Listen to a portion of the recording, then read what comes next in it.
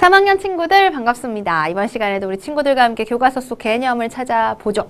오늘 찾을 단어는 사단원입니다. 사단원 제목이 높임말을 바르게 사용해요인데 우리 친구들 생활 속에서 우더른께 높임말을 쓰나요? 잘 쓰고 있다 하는 친구들, 부모님께, 특히 부모님께, 뭐 밖에 나가 선생님이나 이런 분들한테는 이렇게 그냥 쓰는데 집에서 부모님께 잘 안 쓰죠. 뭐 친근감의 표시로 그냥 가볍게 예산말을 쓰는 경우도 있겠지만 그럼 이 단원이 어려울 거예요. 왜냐면 높임말이 우리나라 말은 그 높임 표현이 굉장히 발달되어 있어요. 영어나 뭐 일본어나 뭐 중국어나 이런 다른 나라 말에 비해서. 그러다 보니까 생활 속에서 많이 쓴다면 별로 어렵지 않게 맞아 나 저렇게 높임말을 썼었어 해서 연관을 지을 수가 있는데 내가 너무 안 쓰면 이게 다 외워야 될 내용인 거죠. 그러니까 우리 국어 공부를 좀 더 쉽고 편하게 하기 위해서라도 부모님께 높임말을 잘 써야 되겠습니다. 자, 높임말 바르게 쓰는 방법 지금부터 살펴보죠. 자, 첫 번째 개념 높임말. 그러면 언제 쓰느냐 하는 건데 뭐 높여야 될 대상이 있을 때 높여야겠죠. 그때 높임말인데요. 자, 우리 기방에 나온 것 높임말 뭔가 알아보도록 하겠습니다. 또 안테나가 떴죠. 자, 높임말은 고유어입니다. 한자어가 아니라 순 우리말 고유어인데 사람을 높일 수도 있고 또는 사물을 높일 수도 있어요. 물론 그 사물을 소유한 분, 그 사물을 갖고 계신 분 자체가 이제 우더른이시면 그 우더른의 집이 아니라 댁, 우더른이 태어난 날은 생일이 아니라 생신 이런 식으로 높이는 거죠. 그러니까 사물 자체가 뭐 귀해서 이런 경우는 아니고 이제 그 사물을 갖고 계신 분이 우더른일 경우에 이제 그 물건을 함께 높여서 부릅니다. 자, 이런 것들을 이제 우리가 높임말, 높여서 나타내는 말이 높임말이래요. 자, 그래서 높임말은 주로 누구한테 쓰느냐? 우더른께. 우더른께 쓰는 거죠. 그럼 어떤 뜻으로 쓰느냐? 우더른께라고 하는 건 높임말을 쓰는 대상이라면 왜 쓰느냐 하면 공경하는 마음을 담아서 쓰는 말이에요. 그러니까 그 말 자체로 저는 우더른이신 상대방 분을 높여드립니다. 공경합니다. 하는 것을 나타내는 거죠. 그러니까 잘 써야 돼. 그래야 그 마음이 드러날 수가 있겠죠. 해서 뭐 할아버지나 할머니나 부모님이나 선생님 하여튼 우리의 모든 우더른인 분들은 다 높임말을 사용해서 나타내 주어야겠습니다. 또는 나이가 비슷한 친구 또는 동생과 같은 아랫사람에게는 예산말을 쓴다고 하는데요. 예산말은 뭐 예산말이라는 게 따로 있는 건 아니고 높임말에 반대되는 개념이에요. 높임말이 아닌 말들, 이제 친구들끼리 쓰는 말들을 예산말이라고 하는데 자, 기왕에 나왔으니까 선생님이 입으로만 설명을 할 것이 아니라 또 안테나가 떴죠. 예산말도 마찬가지로 고유어입니다. 높이거나 낮추는 말이 아니라 그냥 보통 말을 이야기해요. 자, 그렇다면 높임말을 언제 어떻게 이제 쓰면 되는지 이제 이런 상황을 지금 놓고 보시면 할아버지 안녕하세요. 강아지도 안녕하세요 하고 지금 인사를 했어요. 그러니까 할아버지가 뭐래? 허허 강아지에게는 높임말을 쓰지 않아도 된단다 합니다. 그래서 할아버지께는 높임말을 뭐 강아지나 뭐 친구나 또래 아래 사람에게는 예산말을 이렇게 쓸 수 있다는 거 알 수가 있죠. 자, 우리 교과서에서 보시면 그래서 다양하게 이제 높임말을 써야 하는 경우에 예가 나와 있는데 보시면 진수야 장난감 좀 상자에 넣어줘 그래요. 진수를 부를 때 진수야라고 부르고 넣어줘라고 부릅니다. 이거 뭐야? 예산말이죠. 왜 그래? 이 말을 하고 있는 친구가 보기에 진수는 동생이잖아요. 아랫사람이죠. 같은 방식으로 지금 사촌동생이 집에 왔어 그래요. 동생에 대한 내용이니까 오셨어가 아니라 왔어가 되는 거고 이 말을 듣는 친구가 내 친구잖아요. 그러니까 왔어 요가 아니라 왔어. 그래서 이 경우에는 내 말을 듣는 사람도 나와 또래 그리고 내 말 속에 나오는 사촌동생도 내 동생이다 보니까 둘 다에게 예산말을 사용하였습니다. 자, 그런가 하면 2번 장면 보시면 아저씨 이 옷 좀 종이 가방에 넣어주세요. 봐봐. 아까도 넣어주다, 이 경우에도 넣어주다가 있는데 아까 경우는 진수, 동생이잖아. 그래서 넣어줘였다면 이 경우는 아저씨에게 하고 있는 말이기 때문에 주세요라는 말 나타내요. 이 경우에 넣어주세요, 뭐 아저씨라는 호칭도 마찬가지겠지만 요게 이제 높임말이 되는 경우고요. 비슷하게 아까는 사촌 동생이 집에 온 거죠. 동생이잖아. 아랫사람이에요. 그래서 동생이 오셨어가 아니라 왔어로 쓰고 또 내 말을 지금 듣는 사람이 내 친구이기 때문에 왔어요가 아니라 그냥 왔어로 쓴다고 했는데 4번 장면에서 보시면 똑같아요. 친구에게 하는 얘기지만 지금 말 속에 나오는 대상이 원래는 동생이라고 아랫사람이었지만 삼촌이라고 어른이에요.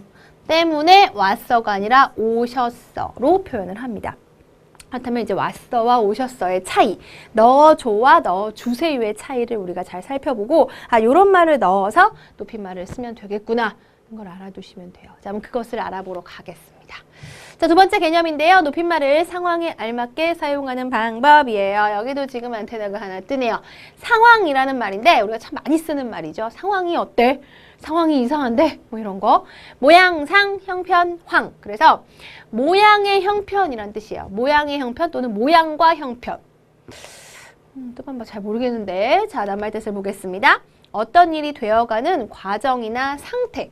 지금 과정이 어떻게 굴러가느냐, 상태가 어떠하냐라는 뜻을 상황이라고 합니다. 자, 우리 깨알같이 낱말 뜻 알아봤고요. 낱말 뜻은 이렇게 나올 때 그때그때 알아두는 게 제일 좋은 방법이죠, 뭐. 그래서 뭐 예를 들어서 나는 아파서 조퇴할게. 안녕해요.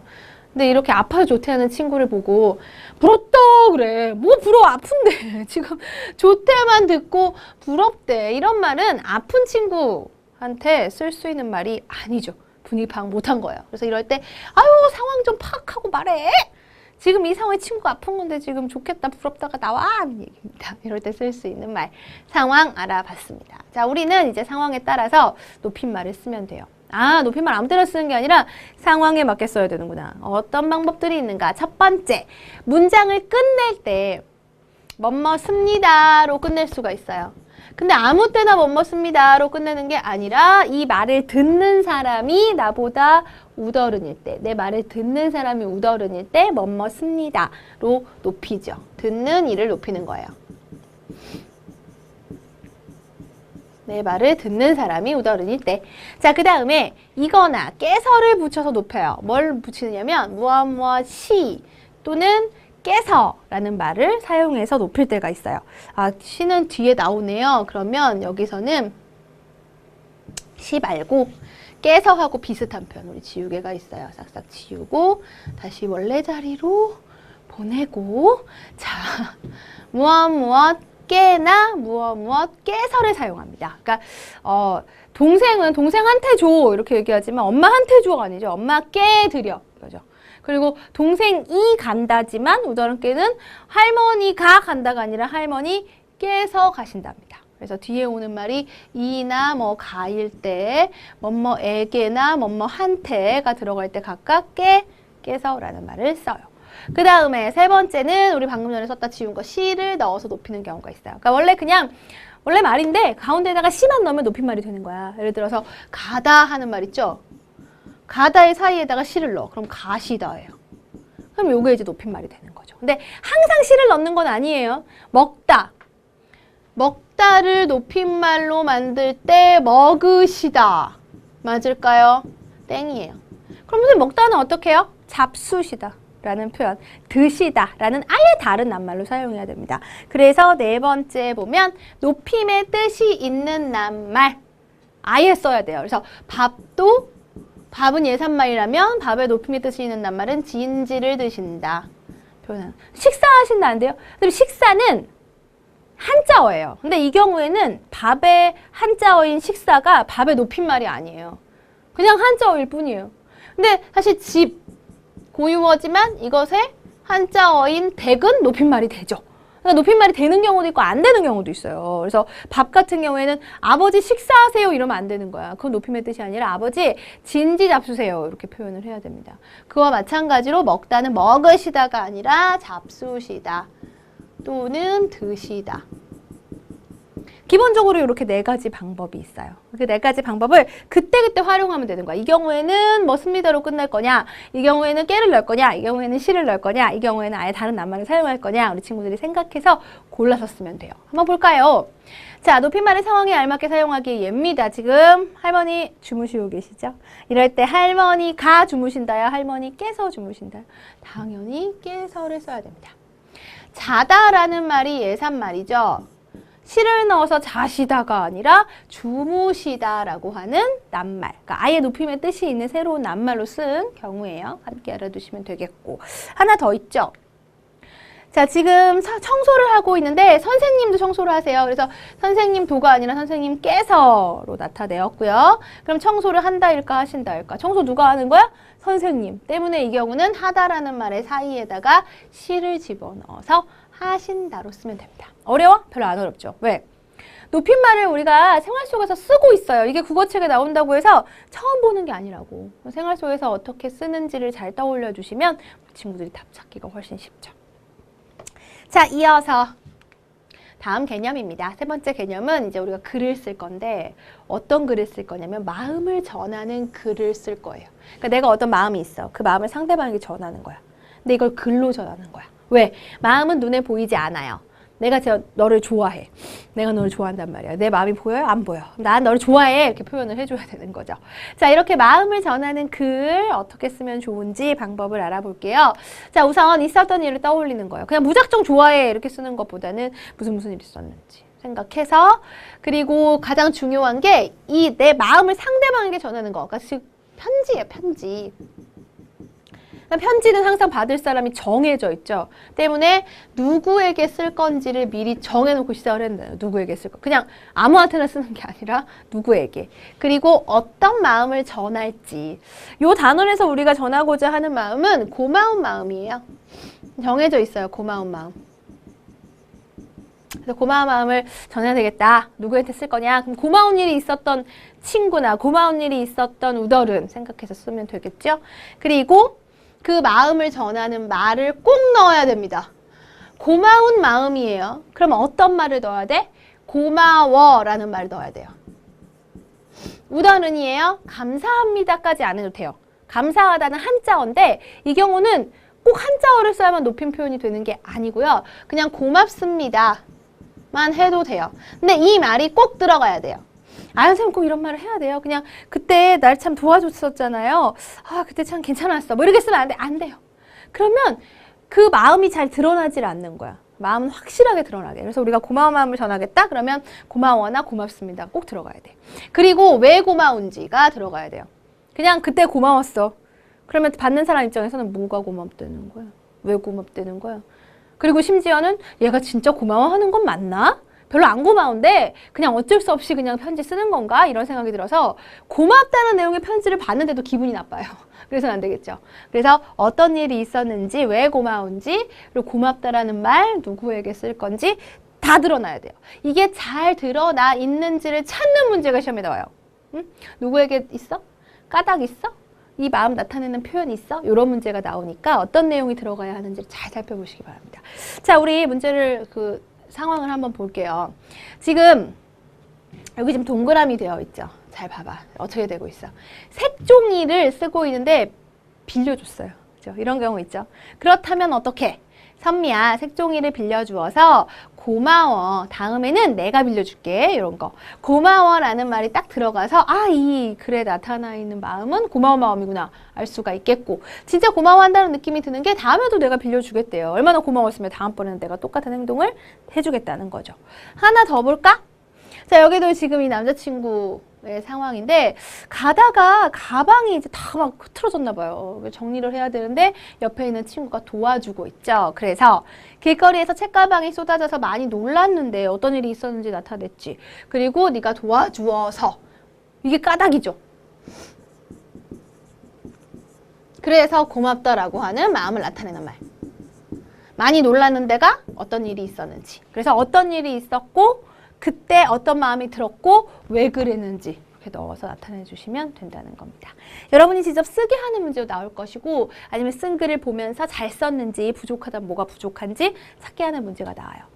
자, 마음을 전하는 글은 친구한테 뿐만이 아니라 우더른께도 쓸 수가 있단 말이야. 그래서 우리가 높임말을 먼저 배웠던 거예요. 우더른께 마음을 전하는 글을 쓰려면 높임말부터 알아야 쓸 수 있겠지. 자, 높임말을 알맞게 사용하여 마음을 전하는 글 쓰기 살펴봅시다. 일단 기본적으로 마음을 전하는 글을 우리가 쓸 때 넣어야 될 것들, 내용들 방금 전에 개념에서 봤죠. 그 내용은 다 들어가야 돼요.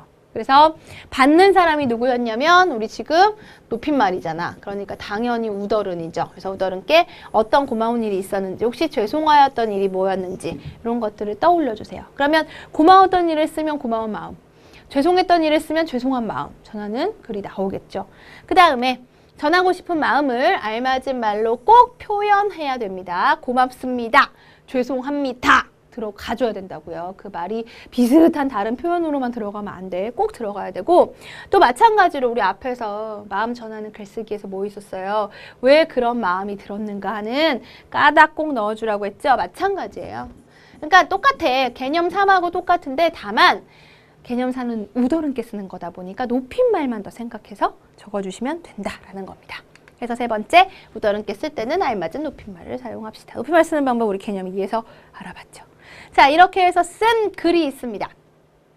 교통경찰 아저씨께 누구야? 교통경찰 아저씨가 바로 이 편지를 받을 사람 우더른이죠.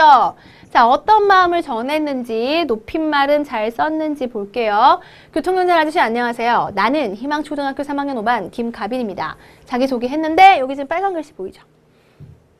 물론 나는 나예요. 그렇지만 우리 높임 표현이 얘들아 참 신기한 게 뭐냐면 지금 뭐가 나보다 위에 있으면 높은 거죠. 내가 땅에 있을 때는 땅보다 위에 있으면 다 나보다 높아요. 근데 우리가 비행기를 타고 촥 하늘 올라가 봐. 그러면 땅 위에 있는 모든 것들이 내 밑에 있어요. 무슨 얘기냐면 상대방을 높일 때 나와 상대방이 이렇게 있다고 하면 상대방이 올라가면 상대방이 높아지죠. 근데 상대방은 그대로 있어. 내가 낮아지면 상대방은 높아요. 잘 봐봐. 둘이 똑같단 말이야. 이걸 높이고 싶어. 얘를 올라가면 돼요. 이게 높임말이에요. 반대로 나를 낮추면 돼요. 그럼 높이 있네? 그래서 이것도 높임 표현이에요. 그래서 나라는 표현 대신에 우더른께는 나를 낮추는 거야. 뭐라고? 저는. 이라는 식으로 나를 낮추면 반대로 우더른이 높아지는 거예요. 그래서 우리가 저는 하는 표현을 쓰는 거야. 꼭 상대방을 높이지 않더라도 나를 낮추면 상대가 높아진다. 잘못 썼어요. 가빈이 그지? 날마다 아침 횡단보도에서만 보다가 보는 게 아니죠. 우더른은 보는 게 아니라 뵙다가 라고 해야 돼. 우더른은 뵙는 겁니다. 뵙다가 이렇게 편지를 줘. 우더른께는 벌써 줘봐. 그러면 이렇게 씩 한 손 나가죠. 근데 우더른께는 한 손이 아니라 두 손으로 어떻게? 드려야 돼. 올려야 되죠. 그래서 주게가 아니라 드리게 되었어요. 이제 학교 앞 횡단보도는 큰 차들이 싱싱 달려서 건너기가 매우 위험한데 아저씨께서 날마다 교통지도를 해주셔서 저희가 안전하게 다닐 수 있어요. 아, 그래서 편지를 쓰게 된 거죠. 이게 이제 어떤 일이 있었는지 날마다 교통지도 해주셔서 안전하게 다닐 수 있었다라고 하는 어떤 일이 있었는지. 그렇다면 이제 이 뒤에 나올 내용이 뭘까요? 교통지도 해주셔서 고맙습니다. 앞으로도 잘 부탁드릴게요. 가빈이가 해가지고 가빈이가 아니라 가빈 올림 해가지고 보내드려야 되죠. 근데 지금 아저씨 옆에 물음표 올라가 있어요. 왜? 바른 높임 표현을 사용하지 않았기 때문이야. 시험에 나올까요? 당연히 나오죠. 바르지 않은 표현 찾아서 고치기도 나오고 또 뭐 잘 쓴 글 두 개를 보여주고 이 중에서 뭐가 더 잘 썼는지를 찾게 하는 문제도 나옵니다. 자, 사단원 공부를 바르게 좀 더 쉽게 하기 위해서는요. 우더른께 높임말 쓰는 연습 당장 지금 이 시간부터 부모님께 쓰는 연습 해보면 더욱더 좋겠습니다.